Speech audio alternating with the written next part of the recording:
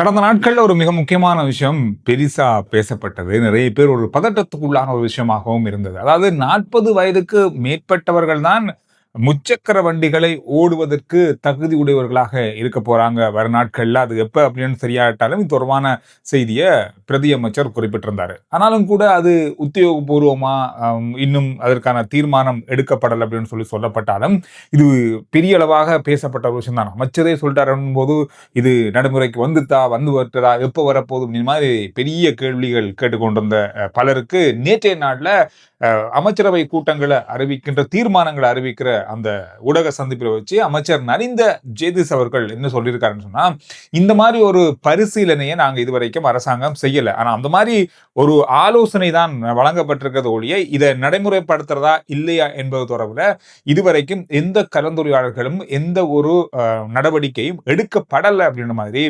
சொல்லியிருக்காரு. எனவே இது 2-3 நாட்களா பெரிய அளவா பார்க்கப்பட்ட நிறைய பேர் நம்மகிட்ட கேட்டிருந்தாங்க, இந்த மாதிரி ஒரு செய்தி சொல்லியிருக்கீங்க, உண்மையிலே 40 வயசுக்கு உட்பட்டவர்கள் முச்சக்கர வண்டி ஓட முடியாதா? இப்போ ஓடிக்கொண்டிருக்கிற உங்களுக்கும் அந்த மாதிரி ஒரு நிலைமை வருமா? இல்ல புதுசா வரப்போறவங்களுக்கு தான் அந்த மாதிரி ஒரு புதிய சட்டம் வரப்போகுதா?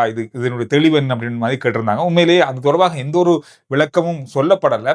அமைச்சர் சாதாரணமா ஒரு விஷயத்த சொன்ன ஒரு விஷயம் தான். இப்படி ஒரு விஷயத்தை நாங்க வச்சிருக்கோம், இது நடைமுறைப்படுத்துறதுக்கான வாய்ப்புகளை உருவாக்க போறோம்னு தான் சொல்லியிருக்காரு ஒழிய இதுவரைக்கும் அது தொடர்பாக எந்த ஒரு இறுதி தீர்மானமும் இன்னும் எடுக்கப்படல.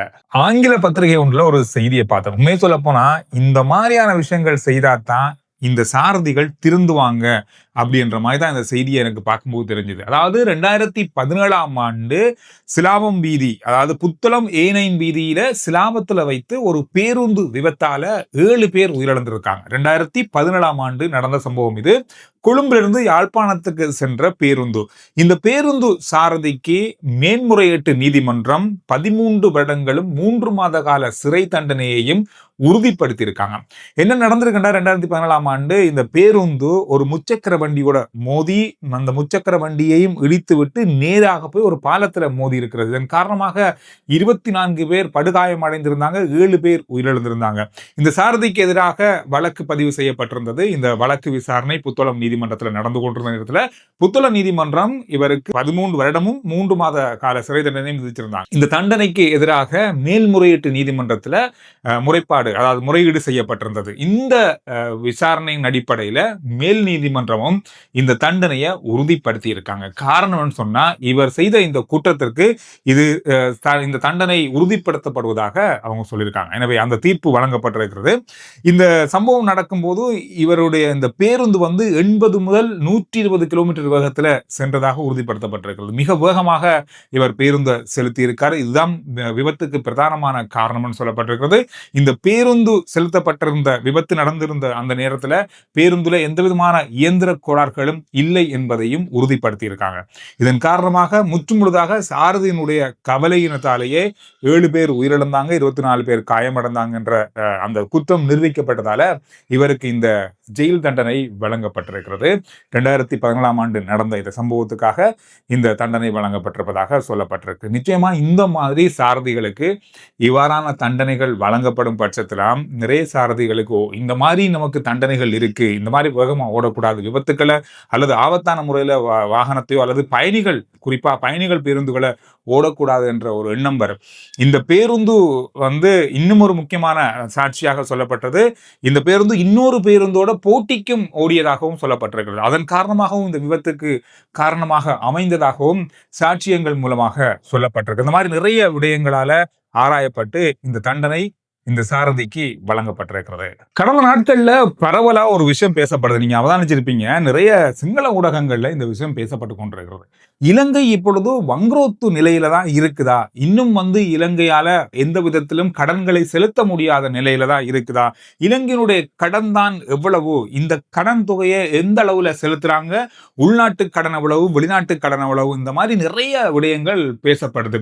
இப்ப சர்வதேச நாணய நிதியத்தினுடைய இந்த ஒத்துழைப்பு கூட பெரிய பாதிப்பை ஏற்படுத்தி இருக்கிறது. இந்த மாதிரியான பலதரப்பட்ட முரண்பட்ட கருத்துக்கள் பல இடங்கள்ல பல ஊடகங்கள்ல குறிப்பா சிங்கள ஆங்கில ஊடகங்கள்ல பார்க்க கிடைத்தது. நம்ம தேடி பார்க்கும்போது இலங்கையினுடைய தற்போதைய கடன் எவ்வளவு அப்படின்ற ஒரு கணக்க தேடி பார்த்தா 2024ஆம் ஆண்டுல 109.8 பில்லியன் அமெரிக்க டாலர்கள். 109.8 பில்லியன் அமெரிக்க டாலர்கள். இது உள்நாட்டு வெளிநாட்டு கடனையும் சேர்த்து தான் சொல்லப்படுது.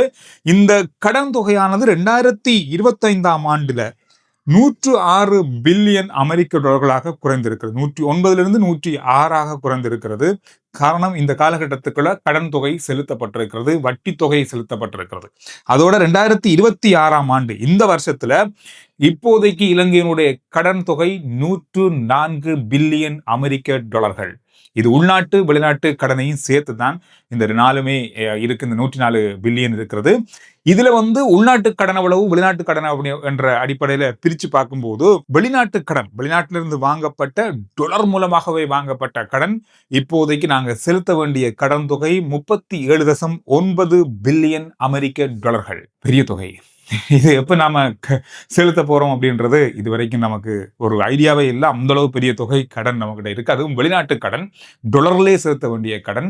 இது ஒரு இடத்துக்கு என்று இல்லை, பல நாடுகளுக்கு செலுத்தணும், பல நிறுவனங்களுக்கு செலுத்தணும், பல அமைப்புகளுக்கு செலுத்தணும். குறிப்பா இதை தனித்தனியா பிரிச்சு பார்க்கும்போது 14 பில்லியன் அமெரிக்க டாலர்கள் உலக வங்கிக்கு செலுத்த வேண்டியிருக்கு, சர்வதேச நாணய நிதியத்துக்கு செலுத்த வேண்டியிருக்குது, ஆசிய அபிவிருத்தி வங்கி, இந்த மாதிரி பல இடங்களில் நான் கடன் வாங்கியிருக்கேன் தானே. இந்த கடன் தொகையானது 14 பில்லியன் அமெரிக்க டாலர்கள். அதே போல சீனா, இந்தியா, ஜப்பான், இந்த மாதிரியான பல நாடுகள்ட்ட இருந்து நான் கடன் வாங்கியிருக்கோம். இது 10 பில்லியன் அமெரிக்க டாலர்கள். ஒட்டுமொத்தமாக 37 பில்லியன் அமெரிக்க டாலர்கள் வெளிநாட்டு கடனாக இருக்கு. உள்நாட்டுல தான் நாங்க அதிகமான கடனே வாங்கியிருக்கோம். உள்நாட்டுல, அதுவும் டாலர்ல இல்ல, ரூபாவில வாங்கியிருக்கோம். உள்நாட்டில் இருக்கிற நிறுவனங்கள், வங்கிகள், இந்த மாதிரியான பல இடங்கள்ல இருந்து நாங்க வாங்கியிருக்கிற கடன் 65 பில்லியன் அமெரிக்க டாலர்கள். இது நான் ரூபாவில் கணக்கு பார்த்தா அதை சொல்ல முடியாது அளவுல தான் டாலர்ல இதை சொல்லப்பட்டிருக்கிறது. டாலர்ல தான் இந்த கடனை செலுத்தணுமான்னு பார்த்தா இல்ல, அதனுடைய பெறுமதி, ரூபாவுடைய பெறுமதி எல்லாத்தையும் சேர்த்து வைக்க பார்க்கும்போது டாலர்ல ஒரு கணக்கெடுத்தா 65 பில்லியன் அமெரிக்க டாலர்களை உள்நாட்டுக்குள்ளேயே நாங்க செலுத்தணும்னா பாருங்க, அந்த அளவுக்கு கடன் தொகை இலங்கைக்கு இருக்கிறது. ஒட்டுமொத்தமாக இப்ப 2024 முதல் 2026ஆம் ஆண்டு வரைக்குமான காலப்பகுதிக்குள்ள கிட்டத்தட்ட ஒரு 10 பில்லியன் அமெரிக்க டாலர்கள் செலுத்தப்பட்டிருக்கிறது கடனாக. அதாவது நம்ம வாங்கின கடன்ல இருந்து செலுத்தி இருக்கோம். கிட்டத்தட்ட பார்க்க போனா இலங்கை முழுமையாக இந்த கடன் தொகையிலிருந்து வெளிவரல. ஆனா நிறைய இடங்கள்ல கடன் பெரிய அளவாக செலுத்தப்பட்டிருக்கிறது, பெரிய அளவாக வருமானம் வருது, இந்த மாதிரியான விஷயங்களால பல செய்திகள் வந்தாலும் ஒரு 10 பில்லியனை தான் நாங்கள் ஒரு 3 வருஷத்துல செலுத்தி இருக்கிறோம். இப்ப இலங்கையினுடைய ஒட்டுமொத்த உள்நாட்டு வெளிநாட்டு கடன் தொகை 104 பில்லியன் அமெரிக்க டாலர்கள். கொழும்பினுடைய ஒரு பகுதி கிராண்ட் பாஸ் பகுதியினுடைய சிறிமுத்து பிரதேசத்துல ஒரு அந்த தொடர்மாடி இடங்கள்ல கடந்த நாட்கள்ல சுகாதார முகாம்கள், அதாவது சுகாதார பரிசோதனை தொடர்பான பல சுகாதார நடவடிக்கைகள் நடந்தது. இதுல ஒரு மிக முக்கியமான விஷயம் கண்டுபிடிக்கப்பட்டிருக்கிறது.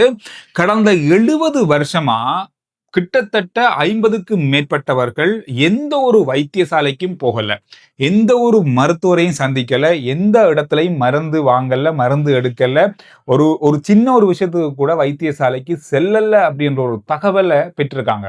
அதாவது இவ்வளவு வருஷமாகியும் 70 வயதை தாண்டியவர்கள் இந்த மாதிரி பல காரணங்களை சொல்லியிருக்காங்க. காரணம் என்னன்னு சொன்னா, அவங்களுக்கு வருத்தமே வரல, அவங்களுக்கு நோய் தொற்று எந்த வகையிலும் ஏற்படலை, இதன் காரணமாக இவங்க வைத்தியசாலைக்கு செல்லல அப்படின்ற மாதிரி ஒரு பதிவாகி இருக்கிறது. இந்த விடயம் கொழும்புடைய கிராண்ட் பாஸ் சிறிமுத்து தொடர்மாடி பகுதிகளில் இந்த பதிவு ஏற்பட்டிருப்பதாக சொல்லப்பட்டிருக்கிறது. இது ஒரு மிக முக்கியமான செய்தியா பார்க்கப்படுது. கடந்த நாட்களில் பெரிய அளவான வைரஸ் காய்ச்சல்கள், தொற்று நோய்கள் ஏற்படுகிறதான இந்த மாதிரியான விஷயங்களை ஆராய்றதுக்காக இந்த சுகாதார முகாம்கள் கடந்த நாட்களில் மக்கள் அதிகமாக இருக்கிற இடங்களை நோக்கி செய்திருந்தாங்க. இந்த அடிப்படையில் இந்த மக்கள்கிட்ட இருந்து எடுக்கப்பட்ட கருத்துக்களின் அடிப்படையில் தான் இந்த 50 பேர், 70 வயதை தாண்டிய 50 பேர் அடையாளம் காணப்பட்டிருக்காங்க. இதுவரைக்கும் 70 வயசை தாண்டி இருக்காங்க. இதுவரைக்கும் வைத்தியசாலைக்கு அவங்க சென்றதே இல்லை, எந்த வகையிலும் எந்த வருத்தத்துக்கும் மருந்து எடுத்ததே இல்லையா.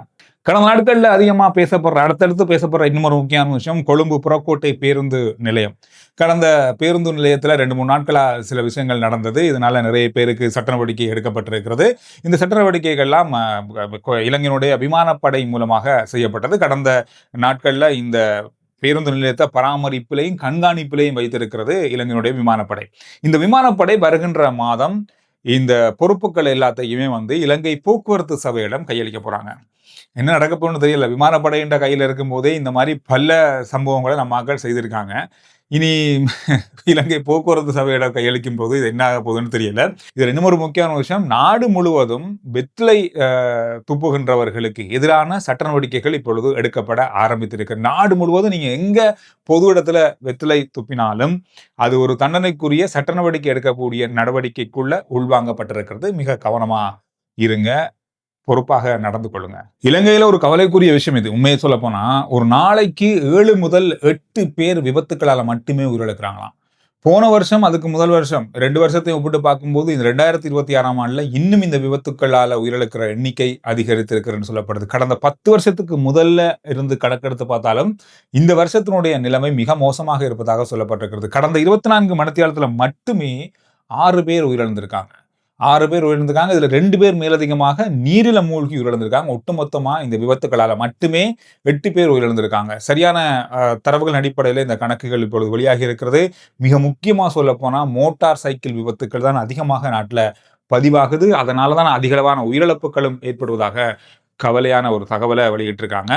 மிக முக்கியமான விழிப்புணர்வுகள் பல நாட்கள்ல, கடந்த நாட்கள்ல வீதி தொடர்பான சில கண்காணிப்புகள் நடந்தாலும் கூட இந்த விபத்துக்களை தொடர்ந்து தவிர்க்க முடியாமல் இருப்பதாக சொல்லப்படுது. கடந்த 2 வருஷத்துல வெளிநாடுகளுக்கு தப்பிச் சென்ற பாதாள உலகத்தைச் சேர்ந்த மிக முக்கியமான உறுப்பினர்கள் 42 பேர் வெளிநாடுகளில் வைத்து கைதாகி நாட்டுக்குள்ள கொண்டு வரப்பட்டிருக்காங்க. இதுவரைக்கும் கடந்த 2 வருஷத்துல இந்த சம்பவம் பதிவாகி இருக்கிறது. இன்னும் 109 பேர் இருக்காங்களாம். அதாவது ரெட் அலர்ட் கொடுக்கப்பட்டவர்கள்.